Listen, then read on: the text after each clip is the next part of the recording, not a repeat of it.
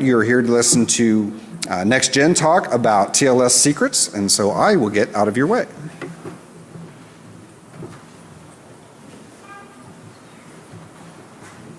Hi everyone, my name is Florent. I'm here to talk about TLS. Let me tell you how much of a surprise it is to me to find a full room here. I mean, I was expecting literally 3 people. Cryptography is usually not what is attracting the crowds, you know, like. But I'm pleasantly surprised. So let's get into it. Today we're going to talk a lot about this. It wasn't actually intended. When I did submit my talk, this wasn't on the news and this wasn't actually planned. But you'll see how it fits into it, and I hope that this will help me convince you that there is reasons to actually fix the few bugs I'm going to drop today. So without any more delays, let me introduce you to the plan. Well, nothing very exceptional here. It's really a standard Black Hat talk, 4 parts: introduction, lolcat, demo of the tool, conclusion. That's what you were expecting, no? So let's start by who am I, why I'm here. Then we'll talk a bit about SSL and TLS and what you need to know about it. This is unfortunately required so that we share the same vocabulary and we understand each other. Then I'll introduce forward secrecy. I hope most of you are familiar with the notion. Well, if you're not, I'll try to introduce to you why this matters. Then we'll start. I usually don't do that, but this time I'll make an exception. I'll read you part of an RFC. I don't know if many of you have actually read an RFC so far, but really you should, because sometimes some of it is really funny. So we'll start by that. And then once we've established that the standard is incomplete, broken, or otherwise non-perfect, we'll look at the implementation of it. Because, you know, in cryptography, it's not only about how things are supposed to be. What really matters is how it's implemented and how it's used. Well, so we'll look at OpenSSL. I should have arguably looked at other implementations, but OpenSSL tends to be what everyone is using nowadays. So I think that by nailing that one down, we'll have a good overview of what people are actually using in the wild. And then when we establish that OpenSSL is arguably non-perfect too and has also known problems, we'll start looking at the applications. Because after all, you know, OpenSSL is just a library. It's up to the applications to do the right thing. That's what you would expect, right? Once I'm done talking about the applications, I'll put my we'll look through the prism and we'll try to find what the applications of what I'm talking about today can be applied to something like Prism. Then I'll introduce you a tool which allows to do cool things. And then I'll conclude. So everyone seems to be settled in. There is still a few seats here if you want to come. Without any further delay, let me move on. So who am I and why am I here? Well, my job is all about raising security awareness. That's what I do. I lead a small team for a boutique shop across the town in London. We do lots of interesting things. That's incident response, forensic, red team exercise. Really bespoke services. I'm also training people. I'm one of the few Tiger Scheme trainers. You've probably never heard about Tiger Scheme here on this side of the Atlantic, but I'm also one of the guys who is behind Freenet. For those of you who know what Freenet is, who don't know what Freenet is a decentralized anonymous network whose goal is to provide a way for people to publish and retrieve information anonymously without having to fear censorship. And I'm also the guy who last year got a Pony Award. You remember the F5 bug? Well, that was me. So, let's move on to SSL.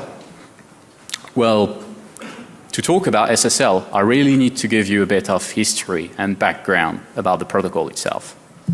So, what do you need to know about SSL? You need to know that SSL is actually a very old protocol. It's become the de facto standard today if you want to secure sessions on the internet. Everyone is using SSL, and those who are not arguably should. Now, there is many versions of SSL. You'll see that the versions people use nowadays are SSL version 3 and TLS version 1. The adoption of the more recent versions of the standards and subversion of the standards are not yet widespread. Browsers are starting to support these. The first two versions of SSL are fully broken in so many ways that it's not even funny. The bottom line is that today you should be using TLS. Everyone refers to SSL, but really what people mean is TLS, Transport Layer Security. This is what you're using today, one version of it. So why is this slide? Well, because I'm trying to, do you know what the main difference is in between SSL and TLS? What was the main evolution there? Any idea? No? No one? No, it's not forward secrecy actually. You were supposed to have forward secrecy, and I'd argue during my talk that you had better forward secrecy using SSL than using TLS. Well, the main evolution in between both is that TLS is extensible. There is extensions to it. SSL was a fixed format that you couldn't really extend and improve. Well, TLS has a format for that where you can have optional extensions which allow you to enrich the protocol one way or another. So today I'm going to talk about one extension in particular which is specified in RFC 5077. So before we go in more details about that, I want to do a bit of myth busting here because I think it's required. You know, I do security consultancy for a living and I still see people who don't use TLS. And the reason I hear the most often is that TLS has a cost, a performance cost. Well, let me tell you that this doesn't exist. There is just it's not a good reason not to be using TLS. I'll go in more details about that. The rational reasons why you would want to consider TLS being expensive can be summarized into two different points. One of them is that the unshaking part of the protocol is expensive because you have to do asymmetric cryptography. Past the unshaking part, it's symmetric cryptography. And in case you have users who are spread across the world, if you are on a lossy network, you will have scenarios where the cost of doing SSL is actually huge because if you start having packet loss, you will introduce an incredible amount of latency. Packets basically need to happen in order when you're using a security protocol and when you're using encryption. If they don't arrive in order, this is a problem. And this means you'll have to retransmit and this will make you waste time. Volume doesn't matter. And this is the point I'm trying to raise here. My next slide is all about that. So why volume doesn't matter? Well, because after the handshaking part, it's all symmetric encryption. And the symmetric encryption is basically done using a cipher, usually a block cipher. Here on this graph, I'm actually presenting you, this is a bit old by the way, the performance on a single core of the different ciphers that you would most commonly use with SSL or TLS. As you can see, you can do with our hardware acceleration using RC4, 350 megabytes per second on a single core. and this graph is old. If you start having hardware support, and that's all the modern recent Intel processors, so from i5 something, this does 640 megabytes per second per core. You will hardly ever handle that kind of traffic. So no, don't argue that crypto is expensive, because that's just not true anymore. You can afford it. So I did say that part of the cost is the performance of the handshake, and there is unfortunately not much you can do about it. There is no silver bullet. Asymmetric cryptography, whichever way you stretch it, it's going to be expensive to some extent. It's also something you can't really optimize. There is different technologies that you can use. You can use RSA, DSA, CDSA. But at the end of the day, it won't make much of a difference. This is always going to be the expensive part. One of the things you can optimize is the key size. But nowadays, it's already pretty much optimized. If you use an RSA 2048 bits key, this is really the minimum you should be comfortable using nowadays. If you use anything smaller than that, you will have nasty surprises very soon. The solution is to handshake only once. Why? Well, if you look at most use case, I mean, the standard use case is a browser, right? You're handling a website, a high traffic website. Well, most browsers will have many parallel connections. And those parallel connections can be reusing the same key material. If you teach your implementation and you tell the server that, yes, I want to reuse key material. Well, there is actually a mechanism in SSL to do that. It's called session resumption. So how does session resumption work? The classical SSL handshake, when you start without session resumption, is a four-way handshake, as displayed here. So the flow starts by the client who sends a packet, a client hello, saying, hey, I'm a client, I'd like to handshake. Here is a list of ciphers I can support. Here is the options I know about. Why don't you tell me what is acceptable to you? The server replies, bundling certificates, picking a cipher, the key is negotiated, and the server finalizes the exchange. Small question here. Do you know why it's actually a four-way handshake instead of a three-way handshake? But, yeah, I mean, what would be the reason why you would not do it in three? No, it's actually denial of service protection. You want the client to be computing and committing a round trip before you do any expensive computation on the server side. This is usually why you go, I mean, most handshaking protocols, most crypto handshaking protocols are actually four-way. So how does it work? Well, without resumption, I'll give you an example. So let me introduce you to the testbed here. I've got a VM running, and this VM runs a standard Apache server. Right.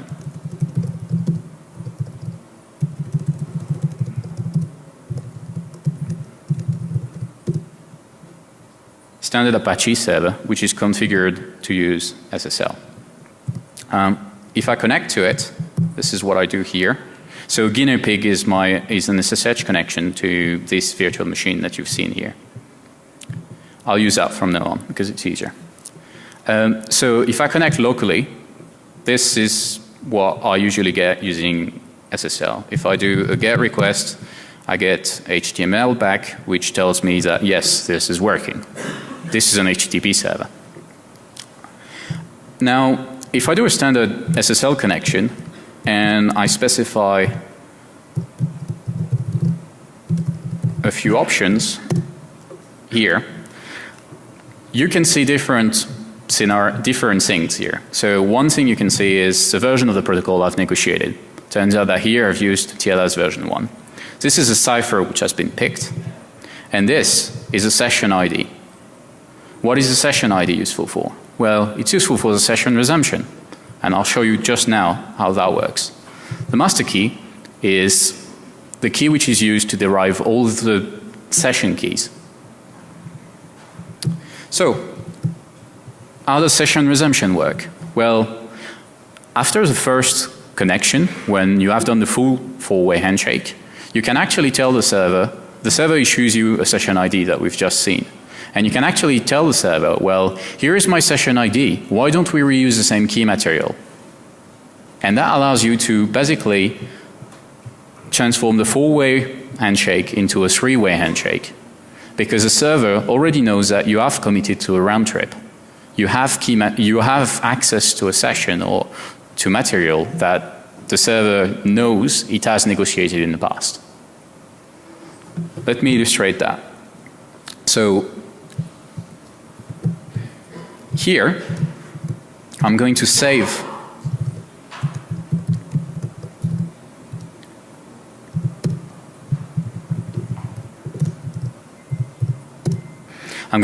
the key material. So you can see that this time my session ID starts by FD and finishes by 6B, and my key material starts by 07 and finishes by E2. Now I kill the session, or I do a standard request.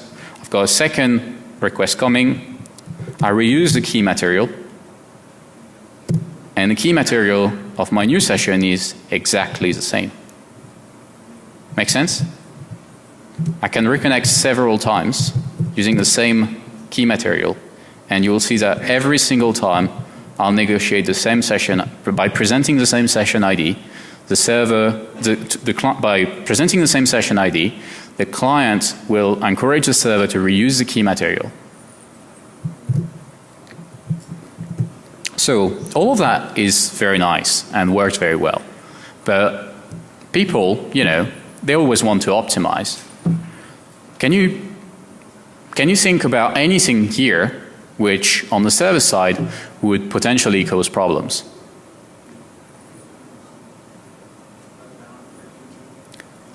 Memory. I've heard it there. Memory, because each time you negotiate a new session, you need to have a cache where you store the key material. And what that implies is that each time a new client makes a new connection, a full four-way handshake, you're going to use some memory up to store the key material associated with that session. So people decided to make it stateless. Stateless is what everyone does, right? So today, most of my talk is about an extension of the protocol of TLS, which is called session tickets. Session tickets are a blob of encrypted data with a secret which has been picked and chosen by the server, which is handed over to the client. And each time the client connects, the client will present the same blob that the server will be able to decrypt because it has a key for that. And that will contain the key material used in that specific session. Make sense? So, obviously, you know, people are not always this sounds very nice in theory. Now in practice, there is lots of things which could go wrong. If there is one thing that I've seen people screw up in cryptography, it's key management. And sending your key material to the client every single time you make an exchange and sending it in clear, because that's what you do. TLS is a declarative protocol where most of the signalization is actually done in clear text. I'll show you afterwards. I've got a few slides with Wireshark and we're going to go through an exchange. But most of each time you change key material, each time you renegotiate, each time you terminate a session, this is all information which is public. Each time you try to handshake to a server, the certificate goes in clear text. So the RFC does a good job at giving an example of how you could be implementing it. I won't read that in details, but it basically specifies what cipher you should be using, how you should be formatting the tickets. So there is a key name, there is an IV, there is the encrypted state, that's a blob of data, and there is a MAC. This is how the RFC suggests you do it. What does it look like? Well, let me show you what it looks like. I connect to the very same server, but this time I'm removing the no ticket option. And I'm getting from the server a session ticket, which is that blob of encrypted data. Now, before I go any further, you might be curious about this part. Let me introduce you. I've slightly modified OpenSSL for the demo and to make it easier for you to understand and see what is actually happening. I didn't feel like showing you hex dumps without any meaningful value. So here's how I've patched my OpenSSL. My OpenSSL is actually very flowed, where instead of doing this, which is generating 3 different random key of 128 bits, I'm actually hard coding all the values.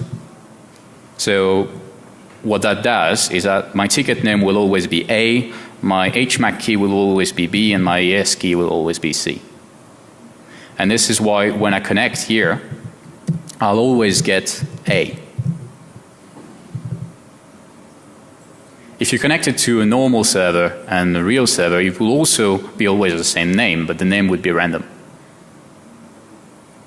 Okay? So, what could possibly go wrong? Well, lots of things, and this is what my presentation is about. But before I introduce you to you what is actually wrong with it, I do need to talk about forward secrecy or forward security. So what is forward secrecy? Forward secrecy is a property which ensures that an attacker cannot decrypt a conversation even if he records the entire session and subsequently steals the associated long-term secrets. In other words, it ensures that the session keys are not derivable from the information stored after the session concludes. It's a very important property. Most crypto systems should feature that property. Most don't. I've got a slide about that. So in practice, what does that mean? Are you familiar with, in cryptography we usually use a schema where Alice wants to talk to Bob and Mallory is a bad guy, wants to do something. And here, what does that mean? Well, what can Mallory do if an exchange is done with a crypto system which aims at doing forward secrecy?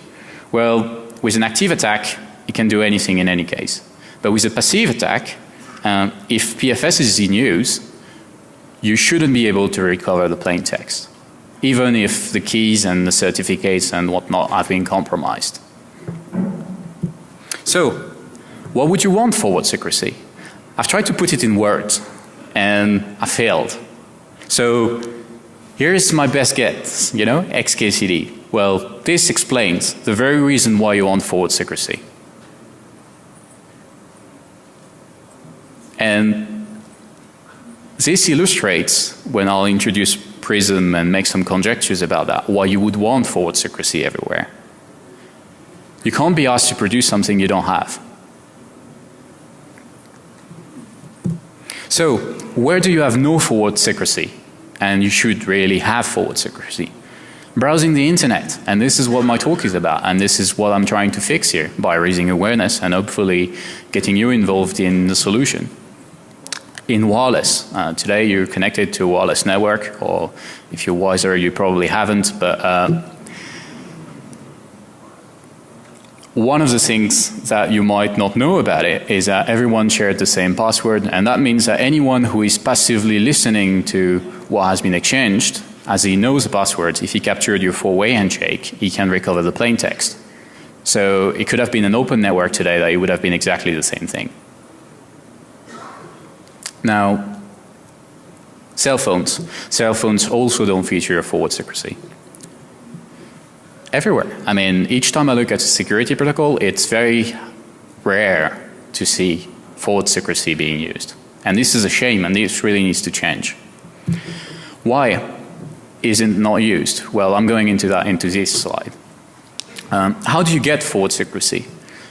I tried very hard to make my slides simple enough so that everyone can understand. So I've stripped all the math. All you need to know is that it's based on modular exponentiation, that construct. And that means it's expensive. So it increased the cost of the handshaking phase. And this diagram here shows you what the cost is for the client and the server depending on different configurations. The first one is a standard exchange without forward secrecy. The second one is what it used to be, where you were doing Diffie-Hellman. And the third and the fourth one are when you use elliptic curves to do your exchange. As you can see, the cost used to be threefold. You increase the cost by 3. And nowadays, if you do it on a 64-bit system with the right cipher and choice, it's basically only a 15% cost. And that's peanuts, or at least affordable. This is why nowadays every single new system being designed should feature forward secrecy. Cost is not so much of a problem anymore. So, now we reach the interesting part. Now we all share the same vocabulary and we hopefully understand each other. So, I can introduce you to the lolcats. That's what you guys were all waiting for, no? So, let's start by reading together a bit the RFC. Well, hold on. Actually, reading an RFC is really boring. So I'm not going to read an RFC. I'm a security consultant. So the first section, if you've never seen an RFC has different sections at the beginning of it. So this is the RFC. This is a table of content. And as you can see, this is actually standardized and it's the same in every single RFC. There's an introduction, there's terminology, there's a protocol, there's recommendations, and eventually there is a paragraph called security considerations. Well, that's usually the one I read. You know, I do security after all. So. And that's the one I want to give you a short read of. So it starts by saying, you know, I told you off the start that what people screw up usually in cryptography is key management. And it turns out that there is a section about key management. So let's read it together because it's worth reading. A full description of the management of the keys used to protect the ticket is beyond the scope of this document. So there is a full internet standard which is suggesting something a bit crazy. Let's face it, you know, you're going to spend CPU cycles negotiating securely a key, and then you're going to take that key material, encrypt it in some unknown, unspecified format, and send that over in clear text to the client and tell him, why don't you show me that every single time you connect? And the security consideration part of the standards says that the key management part is beyond the scope of the document and merely emits some recommendations on how it should be done. What could possibly go wrong? All the recommendations made here are very sensible. They're just not enough. Let's go into more details. But it's not like it stopped there. The next section is actually about the lifetime. There is a concept in cryptography where, you know, you shouldn't be, the reason why you usually rekey is because you don't want to be using over and over the same key material. At some point you should move on. It doesn't make sense otherwise. Well, guess what? The RFC specifies that it would be good if you were changing the key, but you really don't have to. Let me read the part which specifies that. The ticket lifetime may be longer than the 24-hour lifetime recommended. May be longer. I'll let the implementation details up to your imagination. So, at this stage, I was just reading the RFC. The reason I started reading the RFC is because I've seen a talk done by Nate at Root Labs here at Black Hat in 2010, where he was talking about a remote timing attack on OpenSSL and the practicality of them. And he did mention session tickets because one of the things he was concerned about is that there might be timing attack vectors on the HMAC verification of those session tickets. So this is the reason why I started reading the RFC. And then he mentioned specifically OpenSSL, saying that they had a problem. Well, for your information, they fixed the problem. They're not obviously vulnerable to a remote timing attack on the HMAC verification of the TLS tickets. But I still looked into OpenSSL to find that out. And this is where I found those bugs. So OpenSSL, what does it do? Tickets are enabled by default. As in, if you use the default SSL option set, you will have the option and the flag so that tickets are actually set in every single session you make. It's encrypted using AES 128-bit. It's integrity protected using HMAC SHA-2 with a 128-bit key, which is a bit weird because you would expect the key to be twice that length at least. And the keys are actually stored in a session context. And there is no rekeying. What does that mean? Well, what that means is that there is no point in using any fancier cipher than AES 128 bits. All you're going to do is waste CPU cycles. Let me rephrase that because I don't think that the message got through here. You are going to spend a huge amount of CPU cycles doing a fancy protocol negotiation with a very nice brand new shiny cipher. And then you're going to take that key material, encrypt it with AES 128-bit, and send that back to the same medium in clear text. The bad guy is just going to decrypt your ticket. If he can break AES 128-bit, and that's what you're worried about, and this is why you're using a better cipher than that, well then you don't want to be using tickets. And obviously, the side effect of all of that is that if you're expecting forward secrecy on your exchange and you've spent the CPU cycles required to do a diffie-Hellman exchange or a diffie-Hellman, you would expect a perfect forward secrecy interval which is better than the program's lifetime. You know, Apache servers, they stay sometime on the internet for years. They stay up for years.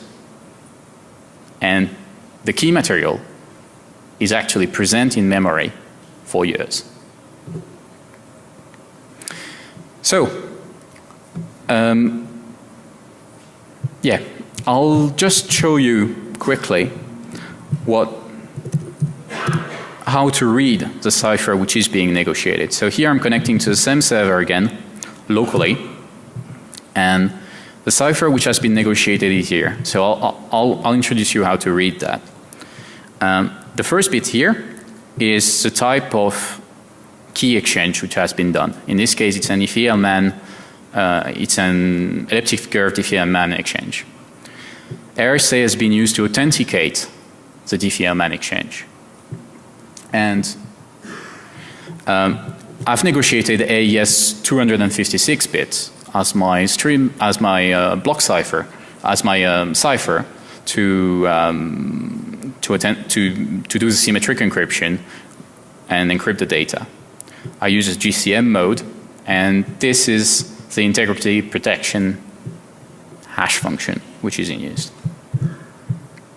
So what I'm arguing is that despite my session being created with all those fancy modern ciphers and a modern protocol and everything else, in this case, this blob here, which has an opaque format, is encrypted using AES 128-bit.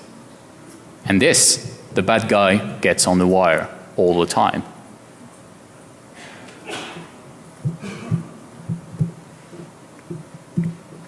So far I've been talking about the standard. I've been talking about implementations of the standard in the form of libraries. But libraries, as you know, are not everything. Libraries are just part of it, where it's up to the applications really to be fixing that. So let's look at the applications. I've heard that all the cool kids nowadays use Nginx. So I started looking at Nginx, and guess what? Well, they don't do anything special. They use the default OpenSSL behavior, which is the broken behavior I've just talked about. So some people here are probably going to say, well, I'm not the new kid on the block and I still use Apache. So I've also looked into Apache. Apache, it's actually more interesting. They managed to make it worse.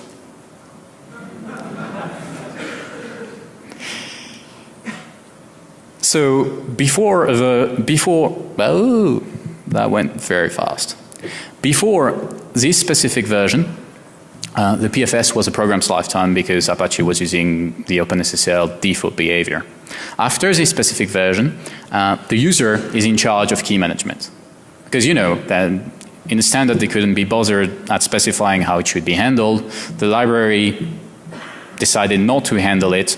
Sure, the application passes the responsibility onto the user. What could possibly go wrong, you know? When you report that to the vendors don't care. Partially because if you take independently all the vulnerabilities I've talked about here, whether it's the cipher, which is always the same, whether it's the integrity protection mechanism, which is inadequate, whether it's the CVSS score of it is 0, because it's still crypto secure.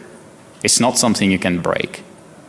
And what is wonderful here is that I'll show you that there is practical implications to a set of CVSS 0 bugs. And if you put all the thing together, you'll end up with unexpected security properties. So when I said that Apache actually made it worse, I feel like I can't leave you like that. I actually need to elaborate a bit on what I meant. So here it is. They've introduced a directive called SSL session ticket key file. Before, you had no choice. You had to use tickets, whatever, regardless of what you do. Now you actually have a choice. You can specify this parameter, and these parameters let you specify a key file, and they tell you how to generate the key file using dd dev random and store it on disk. They even go further and specify the key file contains sensitive keying material and should be protected with a permission similar to those used for the certificates, a long-term storage key. Well, that just proves that they don't understand what session tickets are about.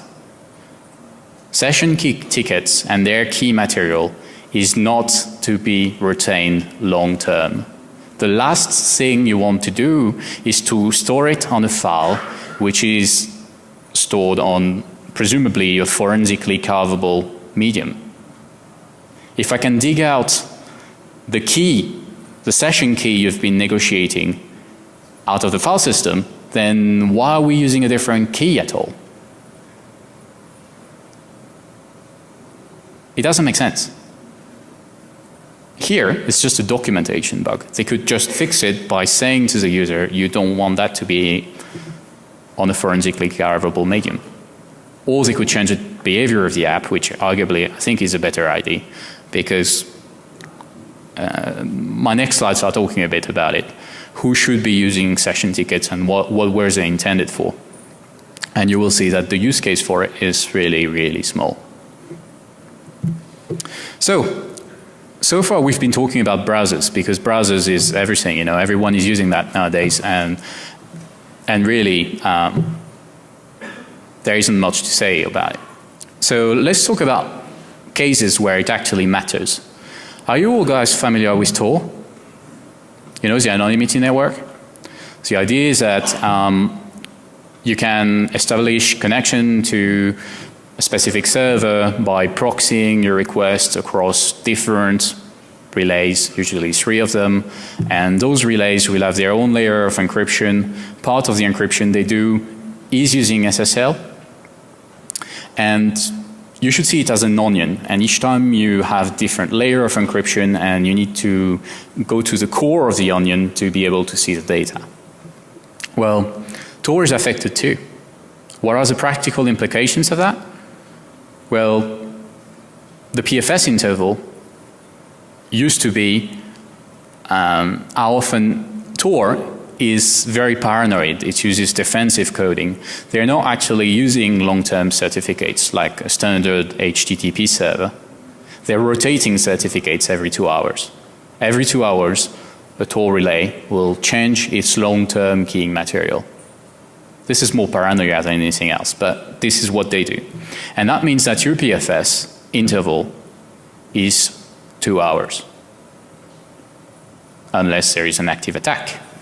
If there is an active attack, you can actually keep the circuit open. You can connect the relay, open the circuit, and that will force the relay to retain the key material in memory. What do they do here? They do ref counting. They don't want every 2 hours to kill every single session which is active on the server. So in order not to keep it, if there is still a session which is connected and associated to it, they don't ditch the key material. Makes sense. But that leads to a practical attack where the relays and the list of relays is actually public. So if you plan on staging an attack against Tor, what you used to be able to do is connect to all the relays you plan on busting, establish a session to them, and a new session every 2 hours, and eventually bust the relay operator and do some forensics. And what that allows you to do is to recover the plain text out of every single transaction which has ever been made to it. So let me rewind a bit here, because I'm not sure everyone understood what I'm talking about. So you've got those relays which handle many connections from different clients. And the attack involves you establishing a new session which is completely unrelated to the others. But the fact that you've established that session will force the relay to retain key material in memory. And if you are to bust the operator afterwards, you can decrypt every single session, including the ones you haven't initiated, because the server has retained the key material. You've just busted forward secrecy. One layer of the onion is gone, 2 to go. If you do that on enough relays and you bust a significant portion of the network, well, you will actually recover and do very advanced traffic analysis. This has been fixed, by the way, around a year ago, I think. So this is, I suspect, the part everyone was waiting for. Really, when I submitted the talk, no one was talking about it, and I really failed at finding a use case or something I could use to convince you people that this matters. Well, I've been given the perfect example. So this is a very bad slide where I'm trying to explain who is actually using session tickets. So you can see the name of a few websites, and then you can see me attempting at resuming the sessions from different IP addresses on those services. It's not up to date. It has changed. I know that Twitter have fixed their stuff. But what I'm trying to show here is that there is very few people who actually use TLS session tickets properly. There is 2 mechanisms for resuming session. There is a legacy session IDs and there is a session tickets. Well, in most cases, people screw it up. People configure a shared session cache, but they don't configure a shared session key for the tickets, or they do the opposite. The bottom line is it hardly ever works. And the few cases where it does work, it's more luck than anything else. It's because the load balancer they use is doing sticky session association or something like that, and that just magically makes it work. So what I'm trying to introduce here is that unless you're Facebook or Google, you probably don't have a use case for TLS session tickets. TLS session tickets were intended for low memory embedded type of devices handling a very large amount of clients and connections. Well, I've got a news to break. I mean, if you're handling a large amount of connections, you usually don't use a device which is embedded and limited in memory. Memory is cheap. So the rest of the talk and the tool I'm going to release are all about how can you get the key material to decrypt those tickets. Because having it would be very comfortable in the case of Prism. Can you think about it? I mean, doing SSL interception, active SSL termination, that's actually expensive because each time you want to introduce and see a session through, you will have to do SSL terminations. That means 2 handshakes, 1 on each side. You really don't want to be doing that. Well, here, that means you can almost decrypt at wire speed what is coming through.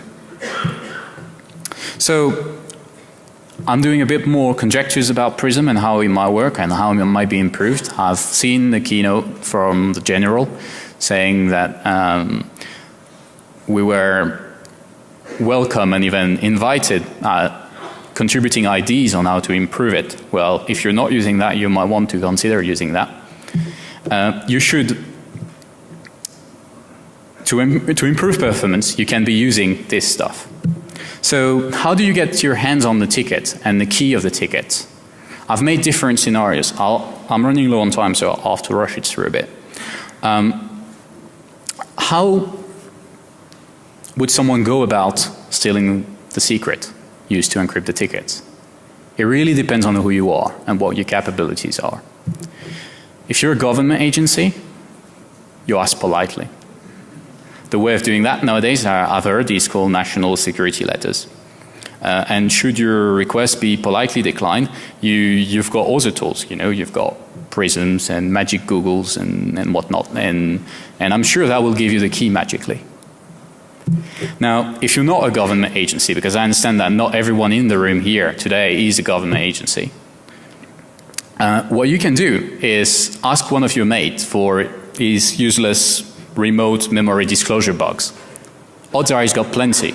And the reason he's got plenty is because these bugs are usually categorized as non-exploitable by security teams.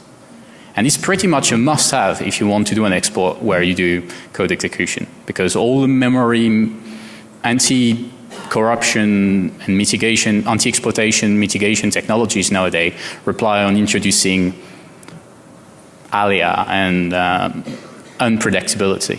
So you really usually need two bugs nowadays to exploit something properly. You need one bug which tries to help you line up the planets properly, and you need one bug which helps you get your root shell. Here is a small example from CVE details showing how hard it can possibly be to have one of those bugs. Well, we can't see it very well here. But what it says is that, let me zoom in. There's different columns, and this is just for OpenSSL. The average program nowadays is linked against much more libraries than just OpenSSL. But let's look at OpenSSL itself. All the columns which say code execution, that means remote memory disclosure. In any case, overflow, that usually is a type of bug that you can also abuse to remotely disclose memory. Same thing about this column. The bottom line is that there is plenty of bugs and there is no shortage of bugs which allow you to do that. And if you don't have a mate doing exploitation, you must be law enforcement. Law enforcement doesn't have any friends doing that kind of things, right? So for them, this is what my tool does. They're usually the guys doing forensic work, and my tool is about assisting you to recover the key from a forensic image. So without any further delay, I'll go through the demo. I don't actually have much time, so I hope it will work. The demo is not the important part of the talk. I'm here to raise awareness today. So here's what the demo is supposed to be doing in case I don't have time to finish it. I'm using and abusing ptrace, but really you don't have to use ptrace, to extract the master encryption key from memory. And then decrypting the session tickets sent over the wire using the key I've just recovered from memory. And then using that, I'm feeding that to Wireshark and I'm recovering the plain text. So let's make a small demo, or I don't have time, so I'll replay whatever I've already done. So to capture a dump and an image, you just look at the PID of the process, and I use an existing tool which is called AStack, and you give it a PID and you give it a file name, and it dumps the memory of the process.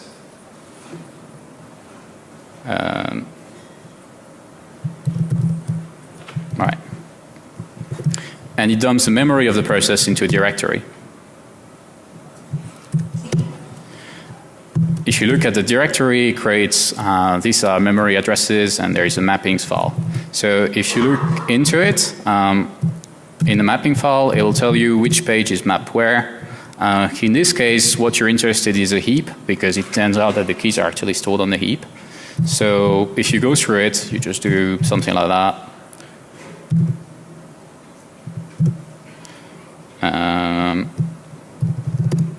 And if you look for the key, right, that never works on the first try.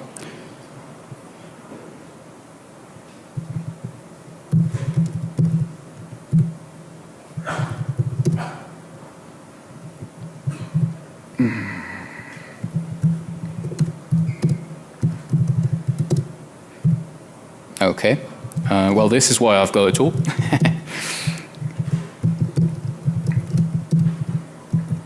So I've written a small Python script that I'll release, which allows you to do exactly that. So you take a dump, a memory dump, you give it a ticket, which in this case I would have captured using Wireshark, and you extract the key out of it. And what the tool does is it scans that memory dump, it goes over all the files, and when it finds something which looks like an HMAC key, it tries to validate it. And whenever it validates it, it picks and extracts the keys. Make sense?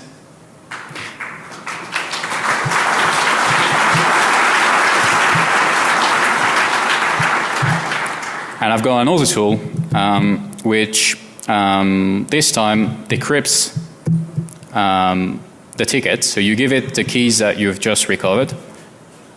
These are the two keys. And then you give it the ticket and you give it a memory image, sorry, a dump actually.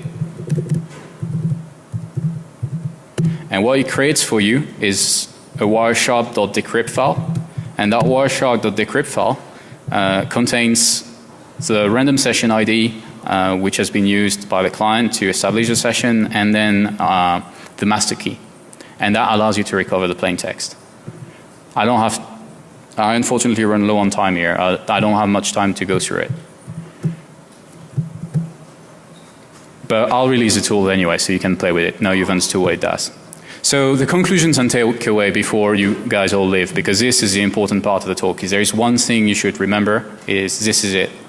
If you're an auditor, you should really not focus on 128 bits of security, because that's, I mean, anything above that is just completely nuttered by what I've just talked about. If you're a pen tester, you should learn SSL and you should learn how to abuse SSL. More often than not, when I do an assessment, I find random devices somewhere in the middle in between what I'm trying to assess and my target. Well, by abusing perfect forward secrecy, and depending on whether the device does termination or not, you might be able to bypass completely a WAF or whatever is preventing you from working. And if you're an end user, you might want to disable session tickets. So in Burp, there is now settings for that, and the reason there is settings for that is because I filled in a feature request to do exactly that, where now you can negotiate perfect forward secrecy, enable ciphers only, and if there is a device in the middle and it doesn't do SSL termination, then you will bypass it altogether. If you're a user and you use Firefox, there is an about settings ticket option which allows you to set and to tell Firefox, no, I don't, thank you, I don't want session tickets. Please don't send me handshakes with session tickets. These are my references and where I borrowed a few nice pictures and benchmarks from. If you have any questions.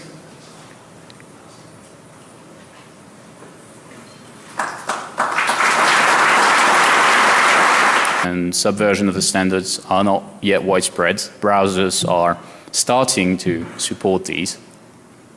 The first two versions of SSL are fully broken in so many ways that it's not even funny. The bottom line is that today you should be using TLS. Everyone refers to SSL, but really what people mean is TLS, Transport Layer Security. This is what you're using today. One version of it.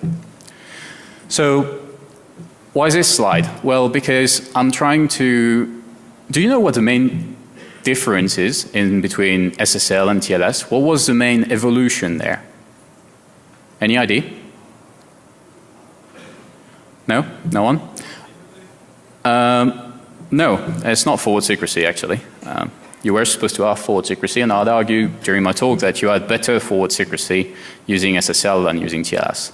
Well, the main evolution in between both is that TLS is extensible. There is extensions to it. SSL was a fixed format that you couldn't really extend and improve.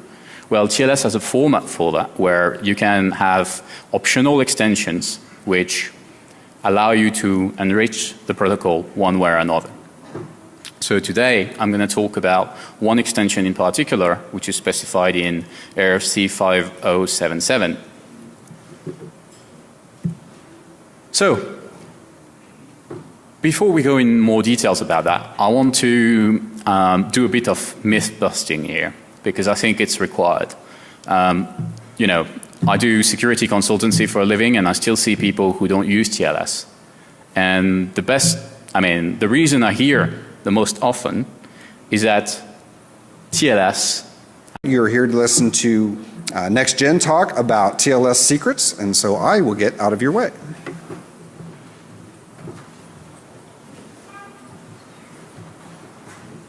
Hi everyone, my name is Florent. I'm here to talk about TLS.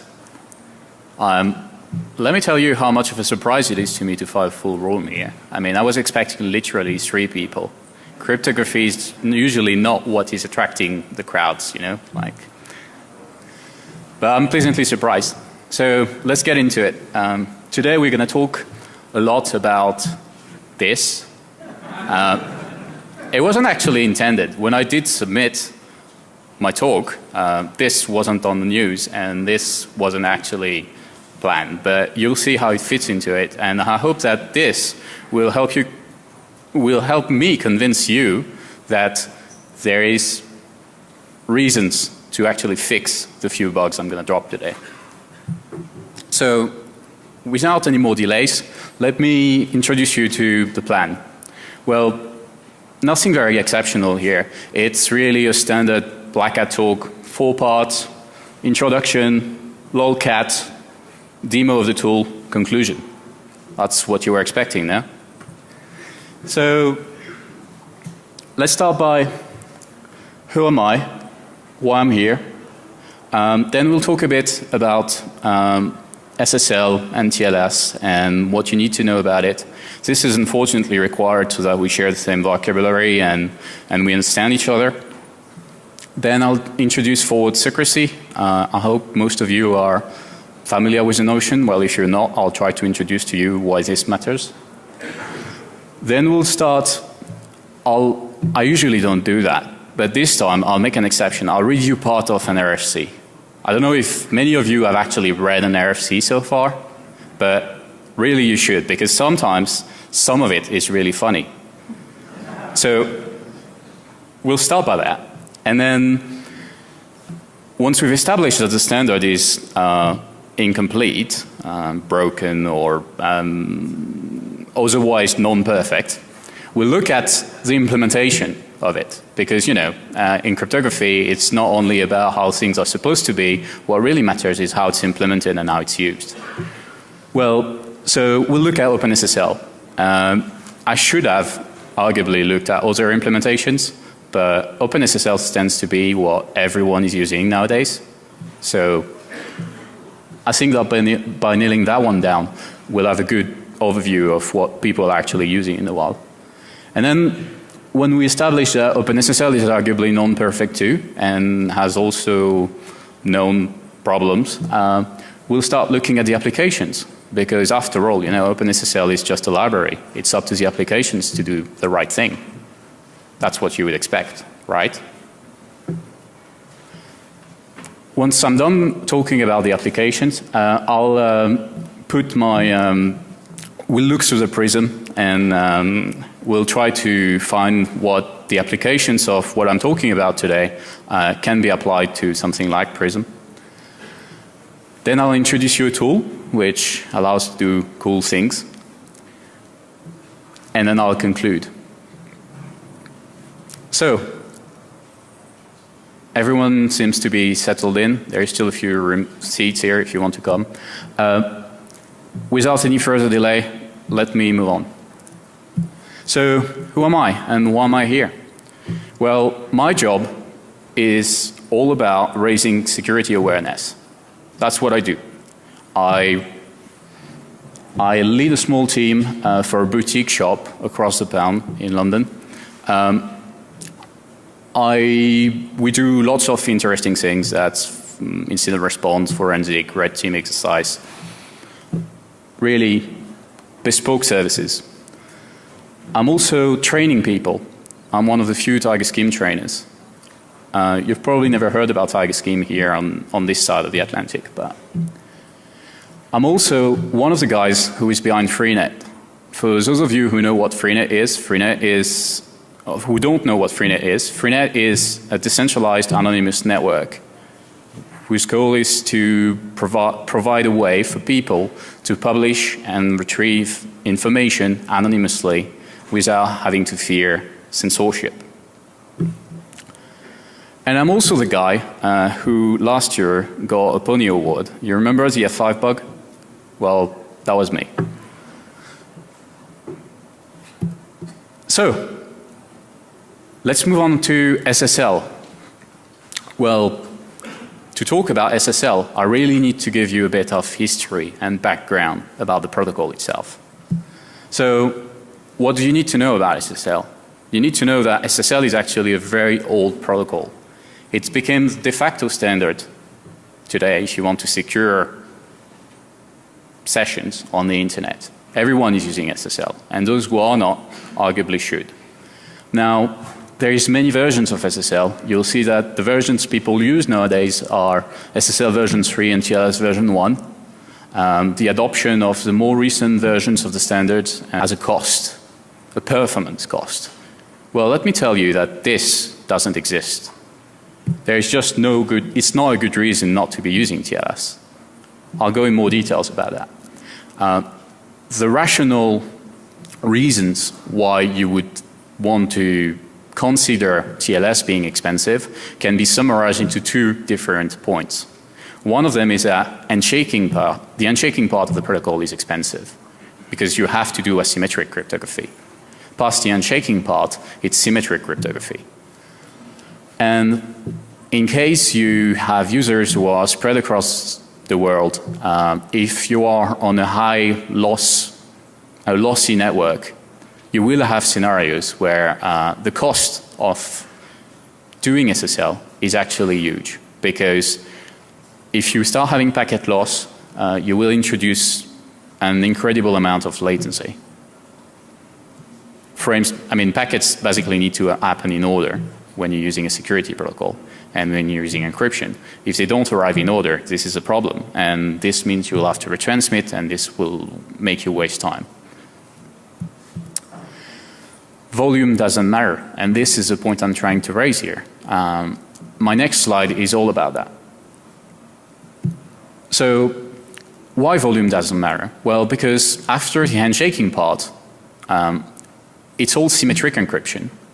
And the symmetric encryption is basically done using a cipher, usually a block cipher. Here on this graph, I'm actually presenting you, this is a bit old by the way, the performance on a single core of the different ciphers that you would most commonly use with SSL or TLS.